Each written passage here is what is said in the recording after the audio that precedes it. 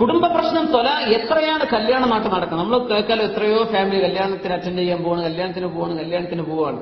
ഈ പോയ കല്യാണങ്ങളൊക്കെ ഒരു മാസം നീളുന്നതിന്റെ മുമ്പ് തൊലാക്കായി പോകുന്നുണ്ട്. തൊലാക്കിന് ആരും പോണില്ല അറ്റൻഡ് ചെയ്യാൻ. അത് ആരും അറിയാതെ ഇങ്ങനെ നടന്നുകൊണ്ടിരിക്കുകയാണ്. ഇഷ്ടം പോലെ പെർസെന്റേജ് കൂടിയിട്ടുണ്ട്. തൊലാക്ക് കൂടാണ്. എന്തേ പ്രശ്നം? വളരെ കുറഞ്ഞ നിസ്സാര കാര്യം ഉണ്ടാവുള്ളൂ. അത് അങ്ങോട്ടും ഇങ്ങോട്ടും കുടുംബങ്ങൾ തമ്മിൽ ഈഗോ. നമ്മളൊക്കെ രക്ഷിതാക്കന്മാരാണല്ലോ, ഉമ്മമാരുണ്ട്, ഭർത്താക്കന്മാരുണ്ട്, ഭാര്യമാരുണ്ടല്ലോ ഇത് കേൾക്കുന്നവർ.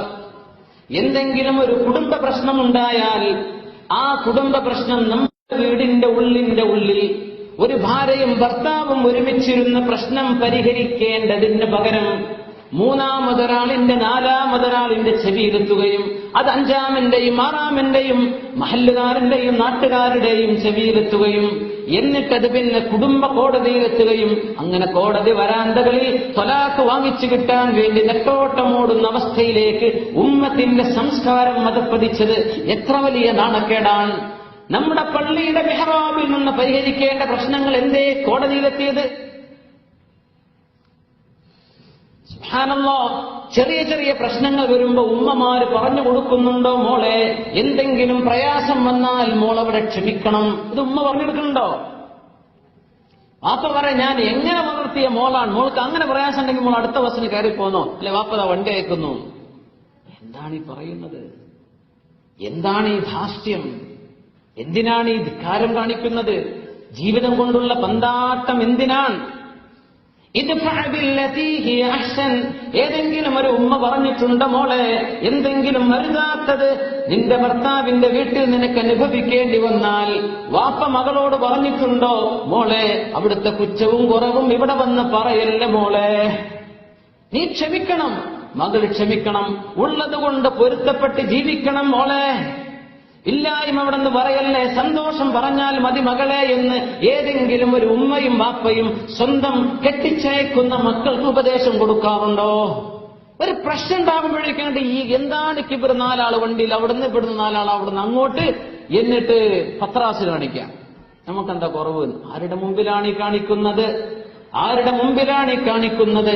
റഹ്മാനായ അല്ലാഹുവിന്റെ കാരുണ്യത്തിന്റെ അണമുറിയാത്ത പ്രവാഹം എങ്ങാനും അല്ലാഹു ഒരു സെക്കൻഡ് നേരം തടഞ്ഞു നിർത്തിയാൽ നമ്മുടെ പത്രാസ് കഴിഞ്ഞില്ലേ, നമ്മുടെ അഭിമാനം കഴിഞ്ഞില്ലേ, എല്ലാം കഴിഞ്ഞു. അല്ലാഹുവിന്റെ റഹ്മത്തിന്റെ ഒരു അപാരമായ റഹ്മത്ത് കൊണ്ടാണല്ലോ നമ്മൾ അഹങ്കാരം കൊണ്ട് സംസാരിക്കാൻ ഉപയോഗിക്കുന്ന നാവും ചലനവും വാക്കുകളും ചിന്തകളും പോലും അല്ലാഹു തആല കോടാനുകോടി സെല്ലുകൾ തലച്ചോറിൽ വെച്ചതിനെ ഒന്നിനെ അല്ലാഹു നശിപ്പിച്ചാൽ, ഒരു നെർവ് സിസ്റ്റം തകരാറിലായി പോയാൽ പിന്നെ നീ പറയുന്നത് എന്തോന്ന് നിനക്ക് പോലും അറിയാത്ത ഭ്രാന്തനായി മാറാൻ അല്ലാഹു തആല ഒരു ചെറിയൊരു പിടുത്തം പിടിച്ചാൽ മതി. എന്തിനാണ് ധിക്കാരം? സമ്പത്തിന്റെ പേരിലോ മുതലുണ്ടായതിന്റെ പേരിലോ? ഇബ്നു അബ്ബാസ് റളിയല്ലാഹു അൻഹു പറയുമായിരുന്നു, അല്ലാഹു തആല പറഞ്ഞ ചില ക്രൈറ്റീരിയൻ മനുഷ്യൻ മാറ്റിമറിക്കുന്ന ഒരു അവസ്ഥ വരും. അല്ലാഹു പറയുന്നു, ഇന്ന അക്രമക്കും ഇൻദല്ലാഹി അത്ഖാകും. പടച്ചോനെ, ഈ ഹദീസ്, ഈ അസർ വായിച്ചു നോക്കി എനിക്ക് തോന്നി നമ്മളെ പറ്റിയാണോ ഈ പറയുന്നത്? 1400 കൊല്ലം മുമ്പ് റഈസുൽ മുഫസ്സിരീൻ ഇബ്നു അബ്ബാസ് റളിയല്ലാഹു അൻഹുമാ അവർ പറയാ, ഖുർആൻ ഇങ്ങനെ പറഞ്ഞു, ഇതൊക്കെ ഇങ്ങനെയൊക്കെയാണ് കാര്യങ്ങൾ, മനുഷ്യന്മാരാണ് തിരുത്തിയത് ഇങ്ങനെയൊക്കെയാണ്. എന്താ അതിലൊന്ന്? ഇതാണ്. 3 വിഷയങ്ങളുണ്ട്. ഒന്നിതാണ്, ഇന്ന അക്രമക്കും ഇൻദല്ലാഹി അത്ഖാകും. നിങ്ങളുടെ അടുത്ത് ഏറ്റവും വലിയ ഇമേജും പ്രസ്റ്റീജും ഒക്കെ ഉള്ള ആൾ ആരാണ്? അത്ഖാക്കും, നിങ്ങളിൽ അല്ലാഹുവിനെ ഏറ്റവും കൂടുതൽ സൂക്ഷിക്കുന്ന ആൾ, അയാൾക്ക് അള്ളാന്റെ അടുത്ത് സ്ഥാനമുള്ളൂ. ഇതാണ് അള്ളാഹ് പറഞ്ഞത്, അല്ലേ? മനുഷ്യന്റെ സമത്വം പറയുന്ന ഒരു ആയത്തിലാണ് പറയുന്നത്, അല്ലേ?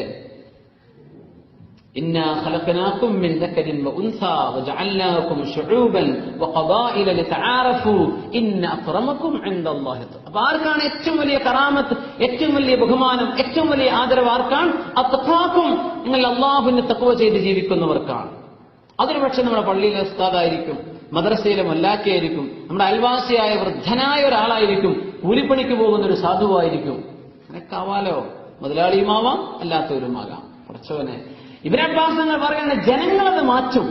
എങ്ങനെയാ മാറ്റുക? ഇന്ന അക്രമക്കും മഅദൂക്കും ബൈത. നിങ്ങൾ ഈ വലിയ ആളെന്ന് പറഞ്ഞാൽ വലിയ പേരല്ല ആളാണ് വലിയ ആള് എന്ന് ജനങ്ങൾ ഇത് മാറ്റും എന്ന് 1400 കൊല്ലം മുമ്പ് ഇബ്നു അബ്ബാസ് റളിയല്ലാഹു അൻഹു. മനുഷ്യൻ ഇതിന്റെ പേരിൽ അഹങ്കരിക്കുന്ന അർത്ഥം. നാട്ടിലൊക്കെ അതാണല്ലോ. വലിയ വീട് വെക്കുക, അല്ലെങ്കിൽ വലുതാവുക, അല്ലെങ്കിൽ സമ്പത്ത് കുറച്ചുണ്ടായി അതിന്റെ പേരിൽ അഹങ്കരിക്കുക. അള്ളാഹുവിന്റെ നിഅമത്തും ശുക്റും ചെയ്ത് ജീവിച്ചാൽ അള്ളാഹു നിഅമത്ത് തരും. അഹങ്കരിക്കേണ്ടതുണ്ടോ? കുടുംബ പ്രശ്നങ്ങൾ മുഴുവൻ വരുന്നത് ഇതിന്റെ പേരിലല്ലേ? സുബ്ഹാനല്ലാഹ്. അതുകൊണ്ട് എന്തെങ്കിലും പ്രശ്നങ്ങളുണ്ടെങ്കിൽ ഒന്ന് താഴ്ന്നു കൊടുക്കി, നമ്മളായിട്ടൊന്ന് വിട്ടുവീഴ്ച ചെയ്ത് കൊടുക്കി. വിവരമില്ലാത്ത ആളുകൾ എന്തെങ്കിലും വിളിച്ചു പറയുമ്പോൾ അതിനൊന്നും പ്രതികരിക്കാൻ നിൽക്കല്ലേ. നമ്മൾ താഴ്ന്നു കൊടുക്കി. നന്മ കൊണ്ട് തിന്മയെ നേരിട്ട് അള്ളാഹുവിന് തൗഫീഖ് ചെയ്യുമാറാകട്ടെ. എത്ര പ്രശ്നങ്ങൾ തീരുമായിരുന്നു മുഅ്മിനീങ്ങൾ, എത്ര പ്രശ്നങ്ങൾ. ഫാത്തിമ റളിയല്ലാഹു അൻഹ, നബി തങ്ങളുടെ പൊന്നാര മകൾ ഫാത്തിമ റളിയല്ലാഹു അൻഹ, അലി റളിയല്ലാഹു അൻഹു ദീർഘമായ യാത്ര കഴിഞ്ഞ് തിരിച്ചു വന്നപ്പോ ക്ഷീണിച്ചു നിൽക്കുന്ന പൊന്നാര ഭാര്യ, അത് ഹബീബിന്റെ മകളാണ്. സയ്യിദത്തു നിസാഇ അഹ്ലിൽ ജന്ന, സ്വർഗീയ യുവതികളുടെ മുഴുവൻ ആളുകളുടെയും നേതാവാണ് ഫാത്തിമ റളിയല്ലാഹു അൻഹാ. ബിദ്അത്തും മിന്നി, അവരെന്റെ കരളിന്റെ കഷ്ണമാണെന്ന് ഹബീബ് സ്വല്ലല്ലാഹു അലൈഹി വസല്ലം.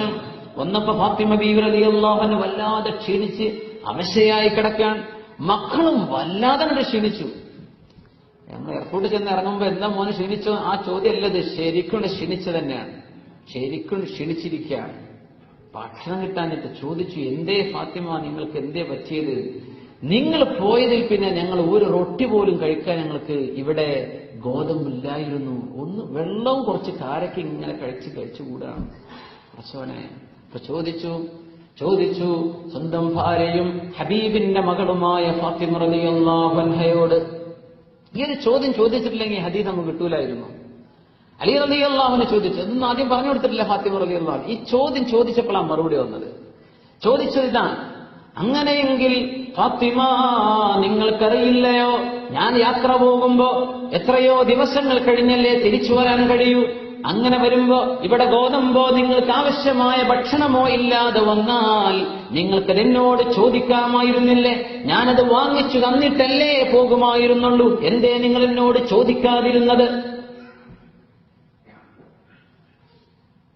ഉമ്മമാരും പെങ്ങന്മാരും ചെവി തുറന്ന് കേൾക്കണം, രക്ഷിതാക്കന്മാർ ശരിക്കറിയണം.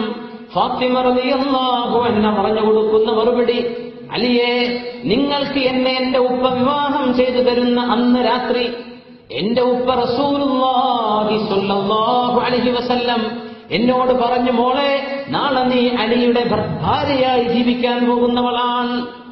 അലി റളിയല്ലാഹു അൻഹുവിന്റെ വീട്ടിലേക്ക് പുതുനാരിയായി കടന്നു പോകുന്നവളാണ്. മോളെ, ഉപ്പാക്ക് ചില ഉപദേശങ്ങൾ മോളോട് ചെയ്യാനുണ്ട്. നിന്റെ ഭർത്താവ് നിനക്ക് ഏതൊന്ന് കൊണ്ടുതരുന്നുവോ അത് നീ സന്തോഷത്തോടുകൂടെ കൈനീട്ടി സ്വീകരിക്കണം. പെണ്ണുങ്ങൾ ശരിക്ക് കേൾക്കണം. ഇത് മോഡൽ പോയി ഇത് പറയല്ലേ. ഇത് അയലോക്കക്കാരുടെ അത്ര സാരിന്റെ വില അയച്ചില്ലല്ലോ, ആ ചുരിദാറിന്റെ കോല അയച്ചിട്ട് പറയല്ലേ, സന്തോഷത്തോടെ സ്വീകരിക്കുക. എന്തൊന്ന് നിന്റെ ഭർത്താവ് നിനക്ക് കൊണ്ടുതരുന്നുവോ അത് നീ സന്തോഷത്തോടെ സ്വീകരിക്കണം.